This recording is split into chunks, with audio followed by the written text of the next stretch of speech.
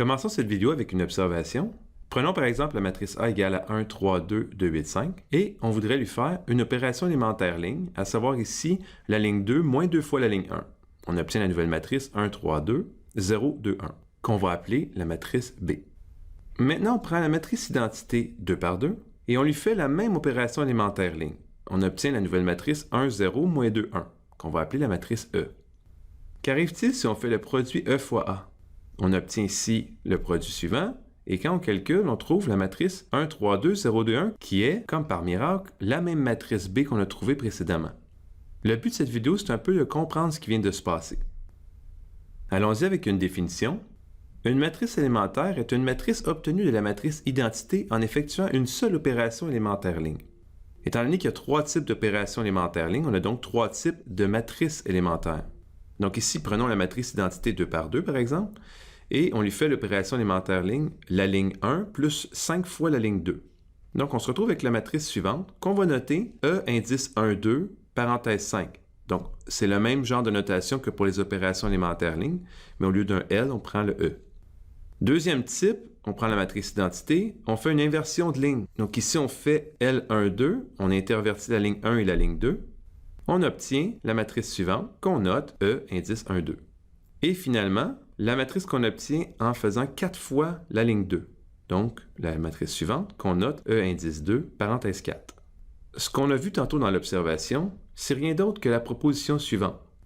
Donc, soit A, une matrice M par N, une matrice quelconque, et E, M par M, une matrice élémentaire, la matrice obtenue de A par une opération élémentaire ligne est égale au produit E fois A.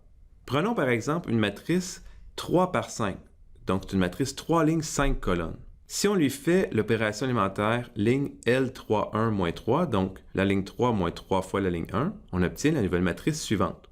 D'après la proposition, ce qu'on fait, c'est qu'on prend la même matrice et on la multiplie devant par une matrice élémentaire. Donc ici, on prend la matrice identité et on effectue sur la matrice identité la même opération élémentaire ligne qu'on vient de faire. Donc c'est-à-dire la ligne 3 moins 3 fois la ligne 1. On obtient cette nouvelle matrice et lorsqu'on fait le produit, on obtient la même matrice qu'on a trouvée tantôt. Ce qui est important ici dans cette proposition, c'est que la matrice élémentaire, on doit la multiplier à gauche. Et si notre matrice est une 3 par 5, comme dans notre exemple, bien forcément la matrice devant doit être une 3 par 3 pour que le produit fonctionne. Terminons cette vidéo avec une autre proposition.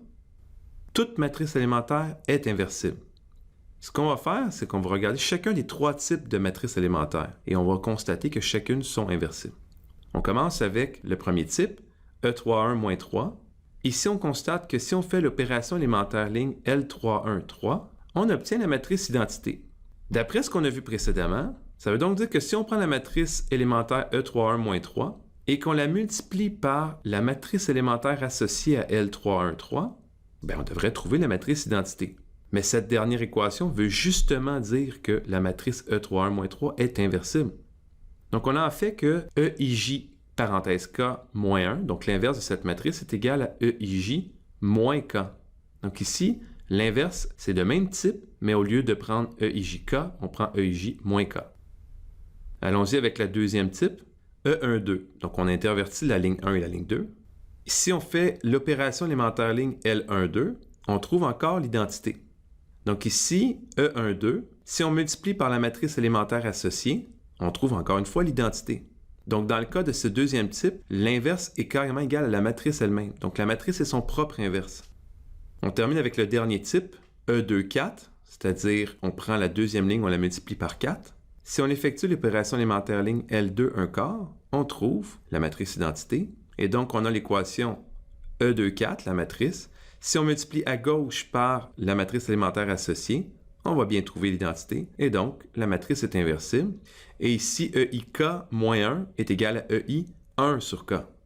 Donc, dans chacun des trois cas, les matrices élémentaires sont inversibles et leur inverse est de même type.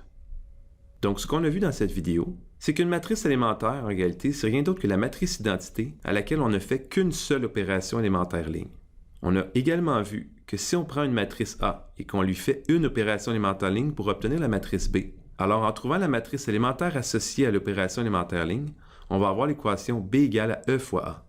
Et finalement, on a vu que les matrices élémentaires sont inversibles. EIJK-1 est égal à EIJ-K, EIJ-1 est égal à EIJ, et finalement EIK-1 est égal à EI 1 sur K. Merci pour votre écoute.